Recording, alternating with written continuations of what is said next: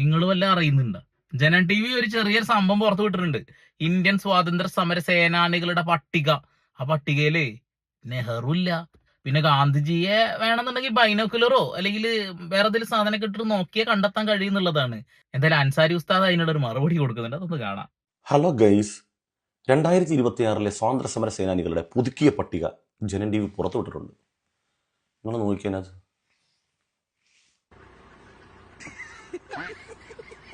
നെഹ്റു എവിടെ മനെ?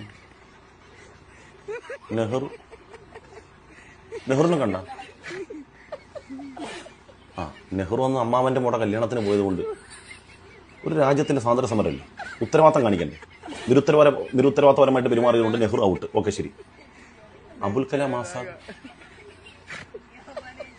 ആസാദിനെ കണ്ട? ഇല്ല, ആസാദില്ല. ആസാദ് എവിടെ പോയി?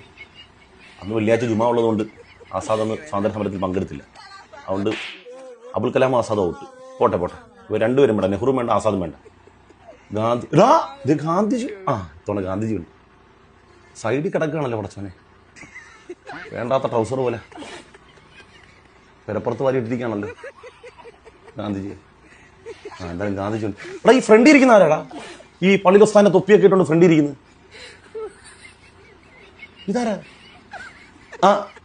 ഇത് മറ്റേ പുള്ളിയല്ലേ? അവസാനത്തെ മാപ്പിൽ ഒരു വാക്യമുണ്ട്, ഡോക്ടറോട് പറഞ്ഞു. അവസാനത്തെ മാപ്പിൽ പറയുന്നത്, എന്നെ വിട്ടയച്ചാല് എന്റെ മാത്രം പിന്തുണയല്ല, എന്റെ അനുയായികളായ 10,000-കണക്കിന് യുവാക്കളുടെ പിന്തുണ ബ്രിട്ടീഷ് ഗവൺമെന്റിന് ഉറപ്പു തരാനായിട്ട് എനിക്ക് കഴിയും. ഇയാളാണ് കേട്ടോ നാളെ ഭാരതരത്നാവാൻ പോകുന്നത്. ഗാന്ധി വധക്കേസിൽ 9ാം പ്രതിയാ. എന്തായാലും നമ്മൾ ഇന്ത്യക്കാർക്ക് സന്തോഷിക്കാനുള്ള നല്ല ദിനമാണ്. ഒന്ന് നമ്മുടെ സ്വാതന്ത്ര്യദിനം, രണ്ടാമത്തത് ജനം ടി വിയുടെ സ്വാതന്ത്ര്യദിന പട്ടികയിൽ ഗാന്ധിജി ഉൾപ്പെട്ടെന്ന് പറഞ്ഞാൽ ഇതിനേക്കാൾ വലിയ സന്തോഷം ഉണ്ടാകുന്ന കാര്യം എന്താണ്? നിങ്ങളൊന്ന് ആലോചിച്ച് നോക്കിയേ. ഈ രാജ്യത്തിന് വേണ്ടി ജീവത്യാഗം ചെയ്ത, സമ്പത്ത് വരെ രാജ്യത്തിന് വേണ്ടി സ്വാതന്ത്ര്യ സമരത്തിന് വേണ്ടി ചെലവഴിച്ചവർ ഒറ്റ മനുഷ്യന്മാരും പേരില്ല. പിന്നാരാ? ഈ മുടിയനായ പുത്രനും എൻ്റെ പിന്നിലുള്ള 10,000-കണക്കിന് വരുന്ന യുവാക്കളും ബ്രിട്ടീഷുകാരുടെ പാദസേവ ചെയ്തേക്കാമെന്ന് പറഞ്ഞ് മാപ്പെഴുതി കൊടുത്തവനൊക്കെ ഫ്രണ്ടിൽ മാറി തൊപ്പിയിട്ടുണ്ട് ഇങ്ങനെ എളിഞ്ഞിരിക്കുകയാണ്. ഇതാണ് ഇവരുടെയൊക്കെ സ്നേഹം, രാജ്യസ്നേഹം. അന്നും ഈ രാജ്യത്തിന് വേണ്ടി ഒന്നും ചെയ്തിട്ടില്ല, ഇന്നും ഈ രാജ്യത്തിന് വേണ്ടി ഒന്നും ചെയ്തിട്ടില്ല. അങ്ങനെ രാജ്യത്തിന് വേണ്ടി ഒന്നും ചെയ്യാത്ത മനുഷ്യർക്കാണ് പുതിയ ചരിത്രം എഴുതേണ്ടത്, അഭിനവ രാജ്യസ്നേഹം കാണിക്കേണ്ടി വരുന്നത്.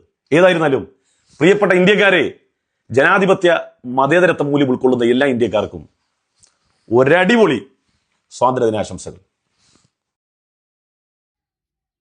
ഉസ്താദെ, ഒരു കാര്യം അന്ന് തന്നെ പറയാം.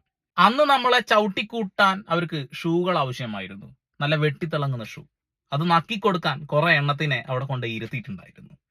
ആ ചുട്ടുപൊള്ളുന്ന വെയിലിലും കല്ലിലും മുള്ളിലും ഒക്കെ ചവിട്ടി നടന്ന് നമുക്ക് സ്വാതന്ത്ര്യം നേടി തരുന്ന സമയത്ത് അവർ ഷൂ പോളിഷ് ചെയ്ത് കൊടുക്കുകയായിരുന്നു, നല്ല ഒന്നൊന്നര നക്കല്. അത് കഴിഞ്ഞ് വിരലുകൾക്ക് സർജറി ഒക്കെ ഉണ്ടായിരുന്നു, മാപ്പ് എഴുതിക്കൊടുത്ത്. അതുകൊണ്ട് അവരുടെ പേര് മുന്നിൽ വരണം, മങ്ങിയത് പുറകിലോട്ട് പോകണം. പക്ഷെ യഥാർത്ഥത്തിൽ എന്താണ് തിളങ്ങുന്നതും എന്താണ് തിളക്കമില്ലാത്തതെന്നും വ്യക്തമായിട്ട് നമുക്കറിയാം.